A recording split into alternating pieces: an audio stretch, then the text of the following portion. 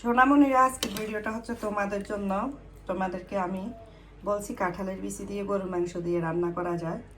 তোমরা অনেকে আমাকে প্রশ্ন করছো কীভাবে রান্না করে, তাই আজকে তোমাদেরকে একটু দেখাচ্ছি। যদিও আমি সময় পাই না ভিডিও করার জন্য, একদিন ইনশাল্লাহ ভিডিও করব। তো আজকে আমি রান্না করছি হচ্ছে কাঁঠালের বিচি দিয়ে গরুর মাংস দিয়ে। ও মাই গড, ভাবা যায় বলেন কত মজার একটা কাঁঠালের বিচি। এই যে দেখেন কাঁঠালের বিচিটা কেমন গলে গেছে, দেখছো সোনামণিরা? তোমরা এইভাবে কাঁঠালের বিচি দিয়ে এবং বিসমিল্লাহ, খুব মজা, খুব মজা। কিংবা মুরগির মাংস দিয়েও রান্না করতে পারো, গরুর মাংস দিয়েও রান্না করতে পারো, যার যেটা ভালো লাগে সে সেটা দিয়ে রান্না করতে পারো।